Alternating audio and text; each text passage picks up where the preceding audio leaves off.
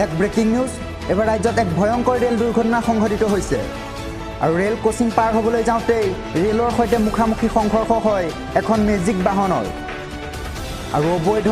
railway crossing পাৰ হ'বলৈ যাওঁতেই এই ভয়ংকৰ পথ দুৰ্ঘটনাটো সংঘটিত হৈছে অবৈধ ৰেল ক্ৰছিং পাৰ হ'বলৈ যাওঁতেই ৰেলে মহতিয়াই নিয়ে এখন মেজিক বাহনৰ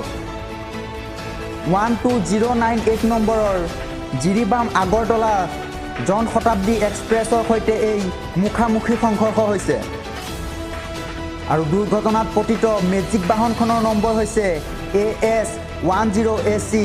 4683 আমি মেজিক বাহনখনৰ নম্বৰ আপোনালোকক পুনৰ এবাৰ কৈ দিছোঁ AS10AC 4683 এই নম্বৰৰ মেজিক বাহনখন দুৰ্ঘটনাত পতিত হৈছে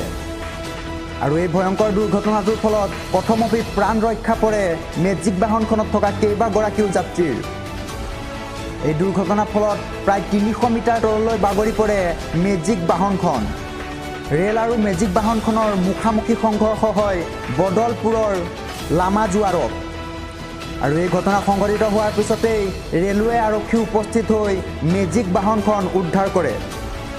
লগতে প্ৰথমতে প্ৰাণ ৰক্ষা পৰে মেজিক বাহনখনত থকা কেইবাগৰাকীও যাত্ৰীৰ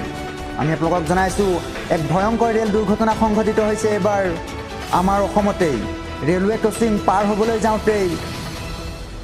ৰেল আৰু মেজিক বাহনৰ সৈতে মুখামুখি সংঘৰ্ষ হৈছে